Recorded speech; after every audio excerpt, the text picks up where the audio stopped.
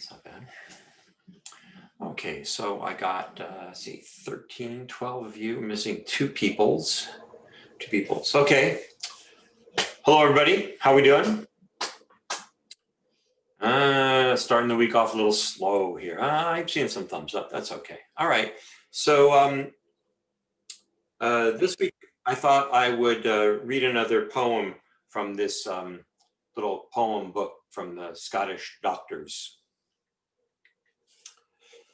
So this poem is titled Gift, and it's by somebody whose name I can't pronounce. It looks like it's looks like it might be Polish, but I can't pronounce it. So it says, a day so happy. Fog lifted early, I worked in the garden. Hummingbirds were stopping over honeysuckle flowers. There was no thing on earth I wanted to possess. I knew no one worth my envying him. Whatever evil I had suffered, I forgot. To think that once I was the same man did not embarrass me. In my body, I felt no pain. When straightening up, I saw the blue sea and sails. There's some images there. Well, you can ponder it, and we'll read it again. Oh, wait. Next one we have a song. We can read the prayer and do the song too. It's okay. We can do that. You know, it's okay. It's allowable. All right. So now I have 12, 13, I have everybody here. That's good. And okay. So I am recording this session, just so you know, because somebody in the class thinks they might get kicked out. There are internet problems. But I'm going to record the first part, and then I'm actually going to let you guys work some problems, so I won't record that. But there are also, just so you know, some pretty good videos in the video index on this topic. But this will be fine too. All right, but we start with the weekly plan. So let's see what we have coming up here. All right, so Precalculus. Wait a minute, let me move everybody over here so I can see you.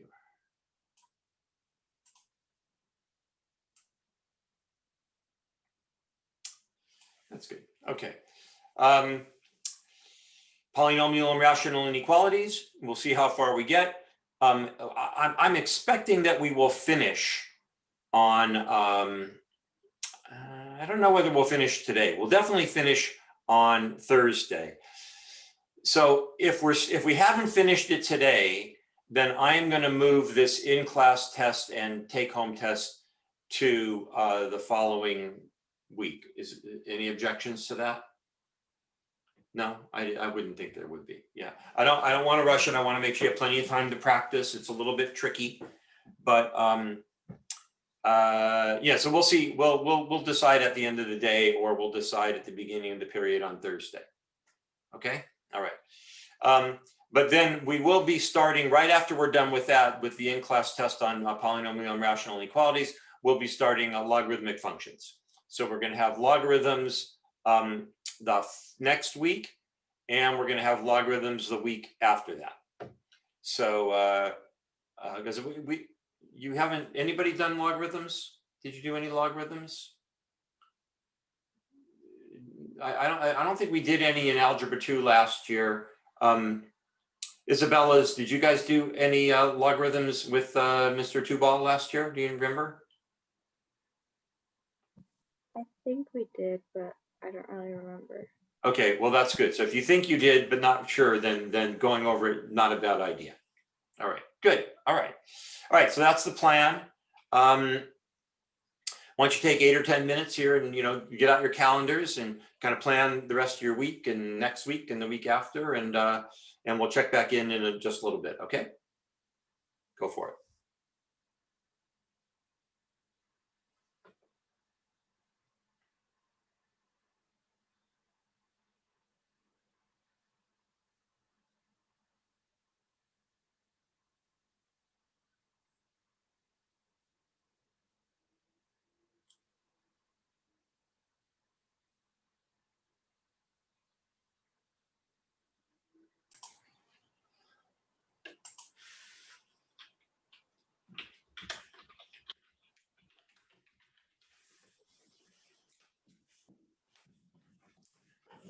Okie dokie, everybody.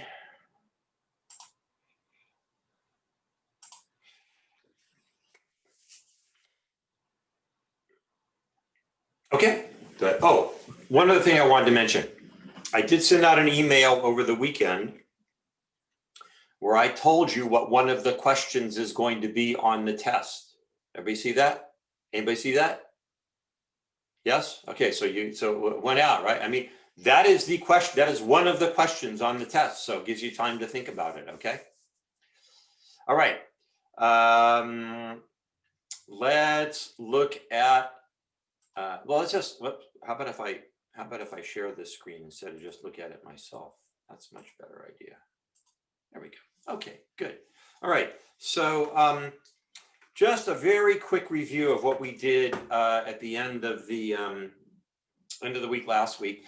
So we were looking at this problem here, and in order to solve a rational or a polynomial inequality, the first thing we have to do is get everything on one side and have the right side have be 0. And then we had to find a common denominator. So we did that by multiplying 2 by 5x minus 40 over 5x minus 40. And here you got to be a little bit careful with your parentheses and stuff. So we found a common denominator, and we ended up simplifying the rational function to look like this right here. And then we had to find the zeros, which means what makes the numerator 0, and the vertical asymptotes, which is what makes the denominator 0. And those are the places where we might have changes in the y values going from positive to negative or negative to positive. So we found out that the 0 was at x equals -3. And the vertical asymptote was at x equals 8. And we actually made a graph of that so we could kind of see it. And sure enough, we had a 0 here at -3 and a vertical asymptote right here at +8. And we divided our number line up into intervals based on the hard line of a 0 and the dotted line of a vertical asymptote. So I had my intervals. I had 3 intervals, that one, and that one. And then I tested a number in each interval, -4, 0, and 9, found out whether everything in that interval was positive or negative. And then that tells me which interval is going to solve the inequality, which was asking for less than or equal to 0. So if I'm looking for less than or equal to 0, I can see these right here were negative. These right here were negative. So I'm going to unite those with a U symbol. But I do need to pay attention if it says less than or equal to. I have to pay attention whether or not I'm using brackets or parentheses. So parentheses is what's not included, and a bracket is what is included. And since -3 was a 0, that one got a bracket. Whew. Boy, that was like a really long run-on sentence, you know? Maybe it was broken up into sentences, but I'm not sure. All right. Was that an okay, like, very quick summary? Any question on that? Somebody want to ask me a question on that? No? We're okay? All right. So let's do a little bit more complex problem. Let's get the magic bowl. The magic bowl. The question the magic bowl is going to ask of somebody is, what's going to be our first step? So that's what the magic bowl is going to ask. The magic bowl is going to ask that of Crystal. What's going to be our first step? We're gonna get the right side to be 0. That's exactly right. So how about if I subtract 5 over x minus 3 from both sides? Is that right? So I'm going to have, let's actually, so I'll go minus 5 over x minus 3 from both sides. So the left side is going to be 6 over x minus 4 minus 5 over x minus 3, and that's going to be greater than 0.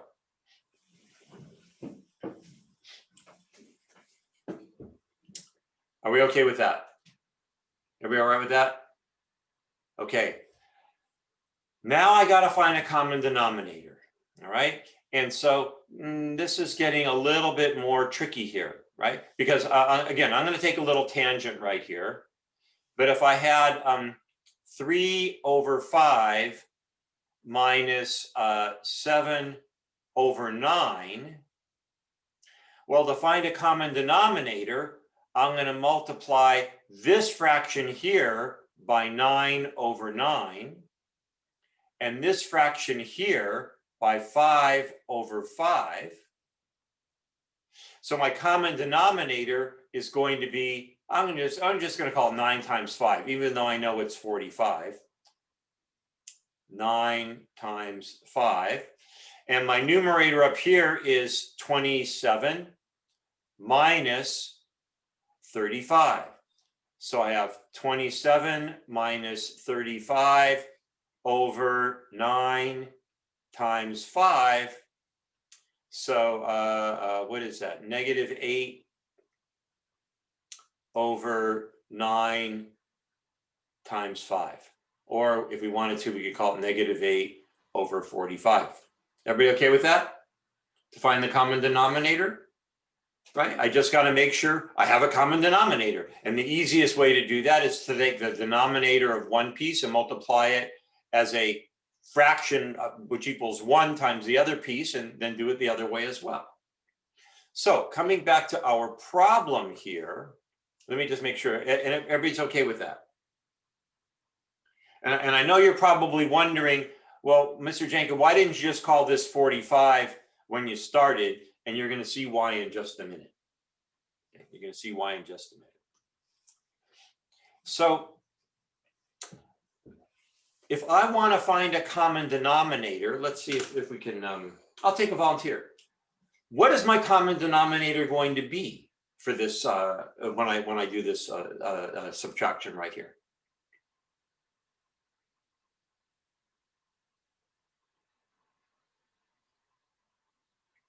What's the common denominator going to end up being? 12. No. Good guess. You were doing 4 times 3. Right. Okay. Yeah, Mary Rose, what do you think? Would it be, I don't know what the answer is, but would it be x minus 4 times x minus 3? That's exactly right. That's going to be our common denominator. So I'm going to put this in parentheses, and I'll put that in parentheses. So Mia, you see, you were just looking at the integers there, right? Yeah, so that's how you got 12, right? Okay. So I am going to multiply this piece right here by x minus 3 over x minus 3. And I'm going to multiply this piece over here by x minus 4 divided by x minus 4. So now I have 6x minus 18. I distributed my 6 minus, and I'm going to put this in a bracket here, 5x minus 20. See, I distributed the 5 right there. And that is all divided by x minus 4, x minus 3. Now, you will be tempted to FOIL this x minus 4, x minus 3. You'll be tempted to FOIL that out. Don't. It's going to be much easier if you leave it in factored form, because if you FOIL it out and then later on in the problem, you know you're going to have to find the zeros for the denominator to find the vertical asymptote. Then you just have to factor it again. So why FOIL it out and then factor it? Just leave it in factored form. Okay, so now I'm going to kind of see if I can simplify my numerator here. So I have 6x minus 18 minus 5x plus 20. See, it was good for me to use these brackets here, so I knew to distribute this negative sign. And this is all still greater than 0.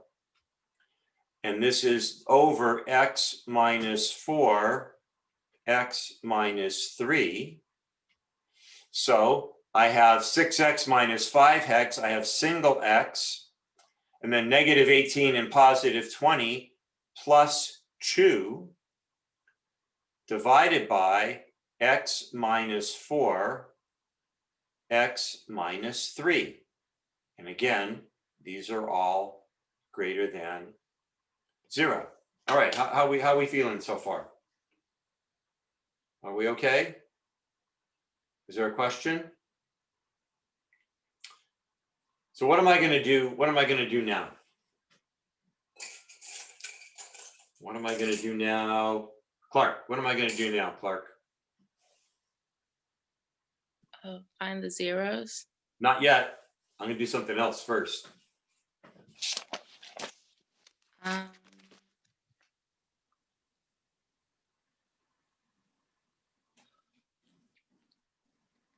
we going to make the number line? Not yet. Then I'm not sure. All right. Anybody want to help Clark out? What am I going to do next?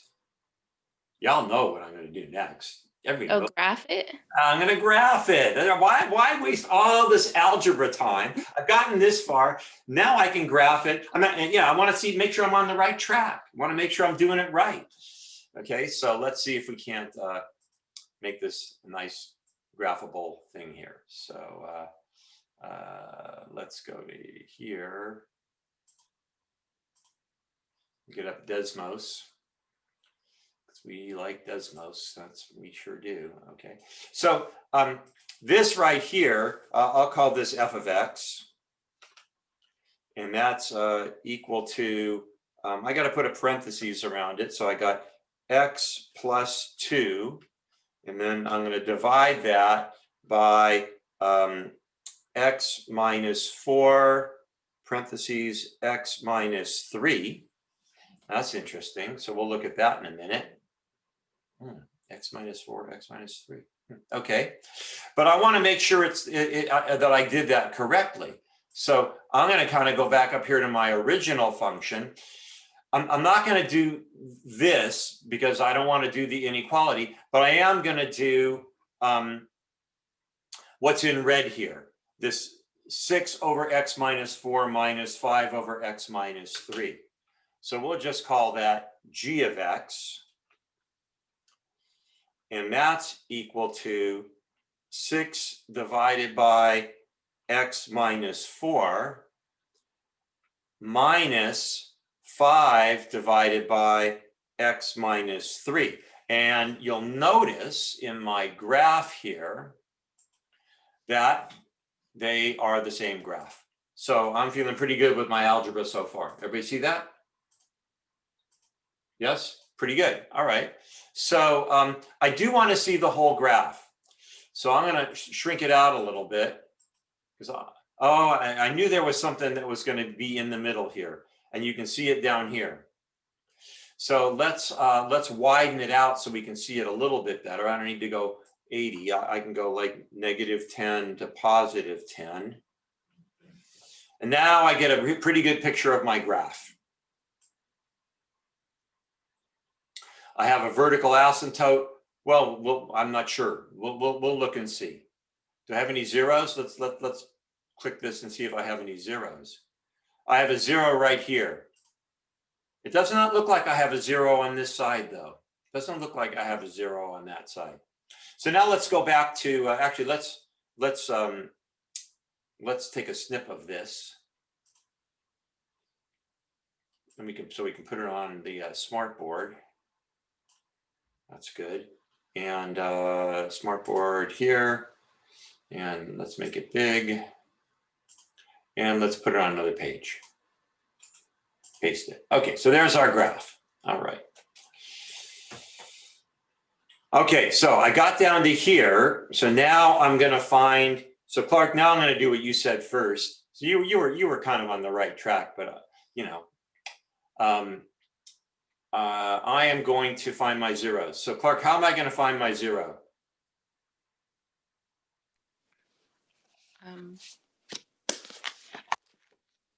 By setting, oh wait.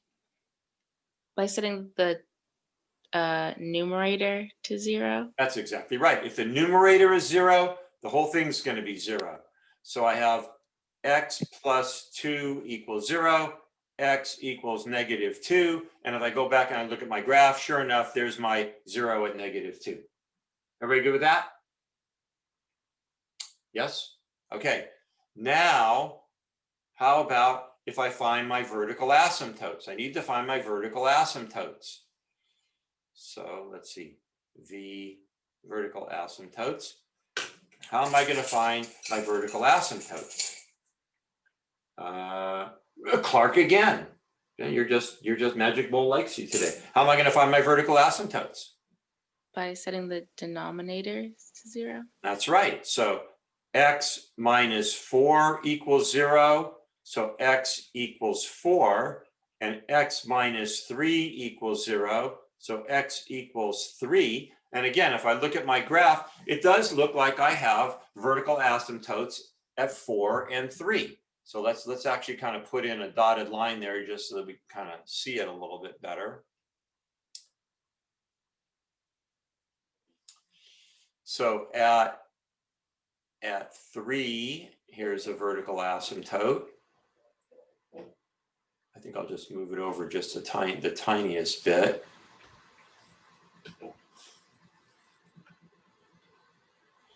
And at 4, we'll make a vertical asymptote line.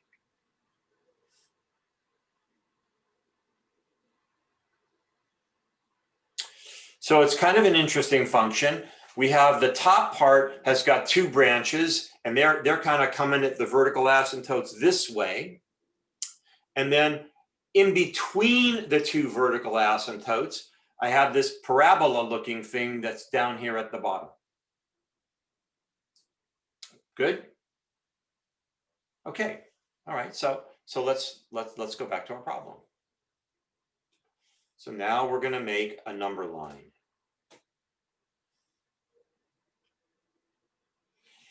So here is a number line. And you do need to do this on the test to make the number line. So I need to put these in order. So I'm going to have -2, +3, and +4. So Ariel, can you tell me what are my intervals going to be? Yeah, negative infinity to -2. So -infinity to -2. Then -2 to 3. -2 to 3. That's good. 3 to 4. 3 to 4. Excellent. And then 4 to positive infinity. 4 to positive infinity. So I have 1, 2, 3, 4 intervals here. Everybody okay with that? We're still doing good? Very good. Okay. Then I'm going to ask Alex. Alex, I would like you to give me some numbers to test in each interval. Okay. For negative infinity and -2, maybe -3. Why not? Okay, so we'll test -3. 0. 0. We'll test 0. Can I? What should I do for that one? Well, what's a number between 3 and 4? Like, can I do 3.5? I really don't think you have much choice but to do Okay. a fraction or because there's no integer that's between 3 and 4. So we can call it 3.5 if you want. Okay, and what about over here? 5. 5. Okay, so those are the numbers that we want to test. Everybody okay with that? Yeah, okay, so you have a choice. You can either test them in the actual function up here, or you can take the easy way out, which, you know, I mean, I'm okay with the easy way out, and you can just plug them into the function. So let's test -3 first. So I'm going to go, I want to know what is f of -3.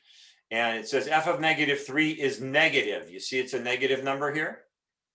So let's so all of these in this interval here are going to be negative. Oh, you know what I didn't do? I didn't do this. I'm gonna fix it. -2 is my 0, so I'm gonna make that a heavy line, and -3 and -4 are my vertical asymptotes. So I'm gonna make those dotted lines. That helps me remember. Okay, so -3 produces a negative y value, and 0 produces a positive y value. So this is going to be positive. And 3.5, this is really where the Desmos comes in nice, because to do that with 3.5 would be kind of annoying. But I'll put in 3.5, and that gives me a negative. And if I plug in 5, that gives me a positive.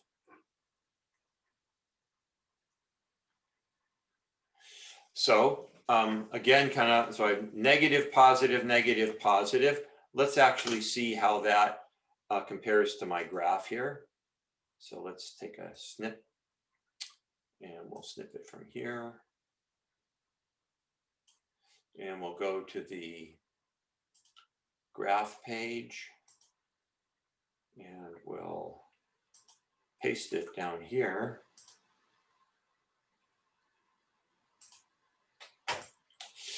Yeah, so -2, I hit that 0, and now I'm on the bottom side of the x-axis. You can't see it that well, but actually, if we went back to the graph, I have a feeling if we looked at it way over here to the left, let's kind of take a look and see if I can like go over here to negative, like, I don't know, like -100 or something. -100. Nah, it's hugging pretty close to that x-axis. But let's just, I'm messing with this just a little bit here to kind of show you how you can mess with it. But what if my y-axis was only like -0.5 to +0.5 to +0.5. Now I can see that my y value, it actually crossed here at -2, and it does stay negative, but getting closer to the x-axis, but never quite hits it. Did you understand what I just did there? Right, I basically zoomed in on that on the x-axis so I could see it more clearly, right? Just to kind of test to make sure I was okay. Okay, let's go back to the problem. And it says it's positive here between -2 and 3, and that looks like it's positive. And then it's negative between 3 and 4, and those look like they're negative. And then positive again from 4 to infinity. Now it looks like it's getting kind of close over here. It looks like it's getting kind of close. Maybe it crosses the x-axis and becomes negative again. How do I know that it's not going to cross the x-axis and become negative again? Ariel, again, I'm getting a lot of duplicates here today. How do I know it's not going to cross the x-axis and go negative again?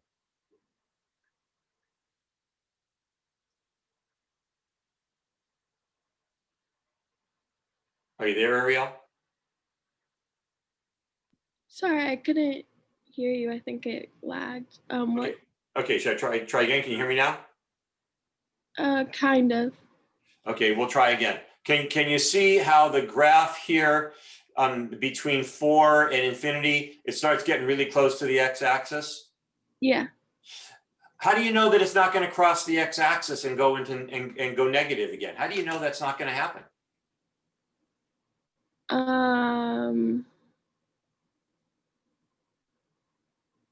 I don't know. Okay, that's fine. Hang on, because this is a great question. Very similar, actually, to the test question that I gave you. Brooklyn, how do you know it's not going to cross the x-axis and go negative again? I'm really not sure. Okay, hang on. You'll be sure in just a minute. Alex, do you know? How do I know? I do not know either. Okay, fine. So I'm going to ask, what happens when it crosses the x-axis? What do I get when the graph crosses the x-axis? What do I get? Yeah, Mia, what? Another 0. I get another 0, don't I, right? I can't cross the x-axis without getting a 0, right? Are you okay with that? Ariel, Alex? Yeah, we're good, right? So if I can't, if I don't have another 0, and I know I don't have another 0 because I was working my algebra here. My only 0 is here at -2. I don't have another 0, even though it might get like super close, it's not going to cross. It's always going to stay just a little bit above that x-axis. Are we okay with that? Are we okay with that? Yes? Okay, great. So then I found my intervals, and the question was asking, where is it greater than 0? So here's my number line. So who's going to give the answer to the question? Maria, what is the answer to the question? What x values make that greater than 0? It would be you're asking for the intervals, right? Yes, I am. -2, 3, and then that has to be in union with 4, infinity. That's right. Now, I kind of jumped the gun here a little bit. Parentheses or brackets? Parentheses on both. Why? But -2 is a 0. You're right. I'm telling you, you're right, but I want to know why. -2 is a 0. Why not a bracket there? Well, because in the inequality, it doesn't have a greater than or equal to. That's exactly right. There is no equal to here. It's not there. So all they're asking is, where is it greater than? And it's not greater than 0 at -2. It's equal to 0 at -2. Now, if it had said greater than or equal to, then this becomes a bracket. These, though, remain parentheses because they're vertical asymptotes, and vertical asymptotes are never included. All right, how we feel? We're feeling okay? Yes? So? Yeah? All right, so let's see what I got here. Okay, so let's see, we got 10 minutes. So I'm going to send you into groups to work on these two problems. I will copy the problems into an email and then email it out right away. So let's stop sharing and let's do breakout rooms. Okay, so I got.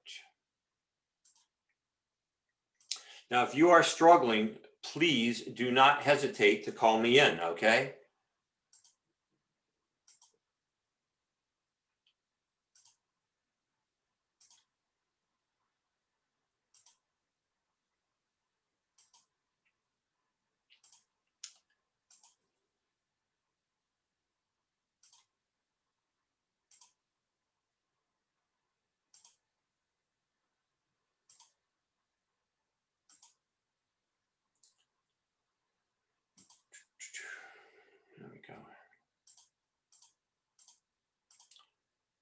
Okay, problems will be with you momentarily.